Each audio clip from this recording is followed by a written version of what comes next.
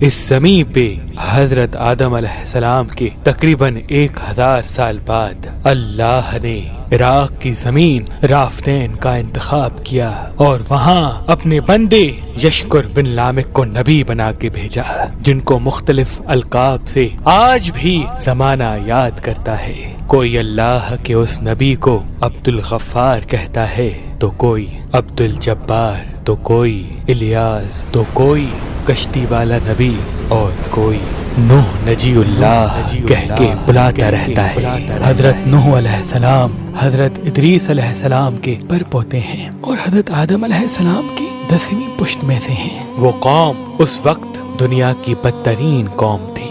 وہاں ظلم کرنا، نفسانی خواہشات پر فخر کرنا، بتوں اور شیطانوں کی پوجا کرنا عام تھا۔ اللہ کے نبی حضرت نوح علیہ السلام بچپن سے ہی ان کو بار بار سمجھاتے رہتے تھے کہ اس کائنات کا مالک ایک اللہ ہے جس نے ہر ایک چیز کو پیدا کیا۔ نوح علیہ السلام جب اللہ کے دین کی تبلیغ کرتے تھے تو ان کی قوم ان کو اتنے پتھر مارتی تھی کہ وہ پتھروں میں ڈھک جاتے تھے۔ تاریخ نے لکھا تقریباً 950 سال تک آپ تبلیغ کرتے رہے، بار بار پتھر کھاتے رہے، لیکن افسوس سوائے چند غریب اور مساکین کے کوئی بھی آپ پر ایمان نہ لایا۔ آپ اپنی امت کے لیے اتنا روئے، اتنا گریہ کیا کہ آپ کا نام ہی نوح پڑ گیا۔ بس اتنے میں اللہ اپنے نبی پر وحی کرتا ہے کہ اے نوح، اب یہ تیری قوم ہدایت نہیں پائے گی۔ نوح علیہ السلام رو کے اللہ کی دربار میں فریاد کرتے ہیں کہ اے اللہ، یہ انسان ظلم کرنے کو مذاق سمجھتے ہیں، ایک دوسرے کے خیال کرنے کو، مدد کرنے کو بزدلی سمجھتے ہیں، تیری عبادت سے منہ موڑتے ہیں۔ اے اللہ، اس میری قوم کو نیست و نابود فرما۔ جیسے ہی نوح علیہ السلام نے یہ بد دعا کی تو اللہ نے پیغام بھجوایا، اے نوح، ایک کشتی تیار کر، ان قریب تیری یہ ظالم قوم نیست و نابود ہو جائے گی۔ بس اللہ وحی کے ذریعے اپنے نبی کو بتاتے گئے اور اللہ کے نبی نوح علیہ السلام وہ کشتی بناتے گئے۔ جیسے کہ نوح علیہ السلام ایک پہاڑ پہ رہتے تھے تو نہ وہاں سمندر تھا، نہ دریا، نہ درخت تھے۔ بالآخر اللہ کے نبی نوح نے درخت اگائے اور اس کی لکڑی سے کشتی کو بنانا شروع کیا۔ آپ لکڑی سے بڑے بڑے تختے بناتے، پھر لوہا لاتے، اس سے کیل بناتے، تختوں کو جوڑ کر اس میں کیل ٹھوکتے گئے۔ تاریخ نے لکھا تقریباً 100 سال تک آپ وہ کشتی بناتے رہے اور آپ کی قوم روز آپ کے پاس آتی اور آپ کی توہین کرتی، آپ کو پاگل کہتی کہ نہ تو یہاں دریا ہے نہ سمندر، پھر بھی یہ پاگل کشتی بنا رہا ہے۔ اللہ کے نبی نوح علیہ السلام آسمان کو دیکھ کے صبر کرتے اور اللہ کے حکم کو تسلیم کرتے۔ اس کشتی کا طول 300 گز، اونچائی 30 گز اور عرض 50 گز تھا۔ ایک روایت کے مطابق اس کا طول 1 کلومیٹر سے زیادہ تھا۔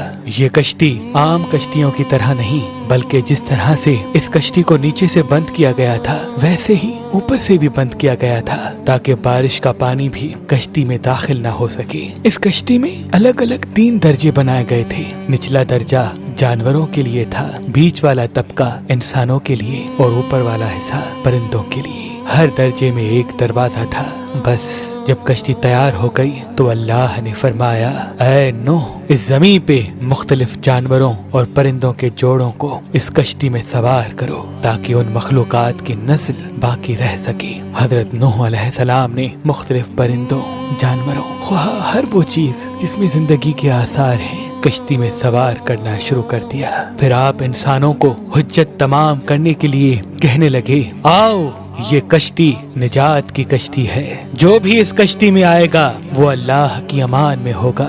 وہ پوری قوم ہنستی رہی۔ تاریخ نے لکھا آپ کے ساتھ تھوڑے سے ہی لوگ تھے جن کی تعداد بعض کتابوں میں 80 بتائی گئی ہے، جن میں آپ کے 3 فرزند حام، سام، یافز اور ان کی بیویاں بھی موجود تھیں۔ اللہ نے اپنے نبی نوح سے کہا کہ ان قریب تندور سے پانی ابلے گا اور پوری قوم کو ڈبا دے گا۔ اس بات کو سن کے قوم نوح ہنس ہی رہی تھی کہ اتنی دیر میں تندور سے پانی ابلنے لگا۔ لوگ اس پانی کو دیکھنے کے لیے دور دور سے آتے، ہنستے، لیکن کچھ ہی دیر میں ان کی ہنسی خاموش ہونے لگی۔ کیونکہ وہ پانی اتنا بڑھتا گیا کہ ان کے تمام گھر ڈوب گئے اور اوپر سے بارش بھی برس رہی تھی۔ وہ کافر یہ سمجھ رہے تھے کہ یہ طوفان کچھ دیر کا ہے، تو یوں وہ اونچے اونچے پہاڑ کی طرف جانے لگے۔ ان کافروں میں اللہ کے نبی نوح علیہ السلام کے بیٹے کنعان بھی شامل تھے۔ جیسے ہی نوح علیہ السلام نے اپنے بیٹے کو دیکھا کہ وہ کافروں کے ساتھ پہاڑ پہ چڑھ رہے ہیں، آپ نے دور سے آواز دی،